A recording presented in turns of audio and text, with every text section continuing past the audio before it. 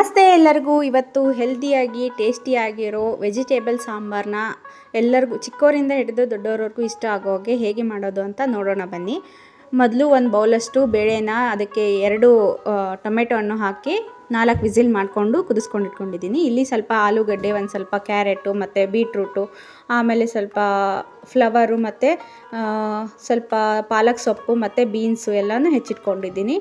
ಒಂದು ಪಾತ್ರೆಯಲ್ಲಿ 2 ರಿಂದ 3 ಟೇಬಲ್ ಸ್ಪೂನಷ್ಟು ಆಯಿಲ್ ಹಾಕಿ ಅದಕ್ಕೆ ಕರಿಬೇವು, ಜೀರಿಗೆ, ಸಾಸಿವೆ ಮತ್ತು ಬೆಳ್ಳುಳ್ಳಿ ಹಾಕ್ಕೊಂಡಿದ್ದೀನಿ. ಮತ್ತು ಇದಕ್ಕೆ ಸ್ವಲ್ಪ ಹೆಚ್ಚಿರೋ ಅಂಥ ತರಕಾರಿಗಳನ್ನೆಲ್ಲ ಮಿಕ್ಸ್ ಮಾಡಿಕೊಂಡು ರುಚಿಗೆ ತಕ್ಕಷ್ಟು ಉಪ್ಪನ್ನ ಮಿಕ್ಸ್ ಮಾಡ್ಕೊಳ್ಳಿ.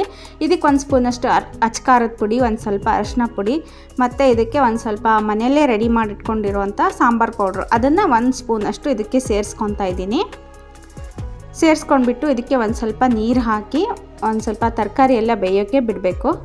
ಅದಾದಮೇಲೆ ಮೊದಲೇ ಬೇಯಿಸಿಟ್ಕೊಂಡಿರೋಂಥ ಬೇಳೆನ ಚೆನ್ನಾಗಿ ಸ್ಮ್ಯಾಶ್ ಮಾಡಿ ಇದಕ್ಕೆ ಮಿಕ್ಸ್ ಮಾಡಿಕೊಂಡು 1.5 ರಿಂದ 2 ಗ್ಲಾಸಷ್ಟು ನೀರನ್ನ ಮಿಕ್ಸ್ ಮಾಡಿ ಒಂದು ಕುದಿಯೋಕ್ಕೆ ಬಿಟ್ಟರೆ ಬಿಸಿ ಬಿಸಿ ಆಗಿರೋ ತರಕಾರಿ ಸಾಂಬಾರು ರೆಡಿ.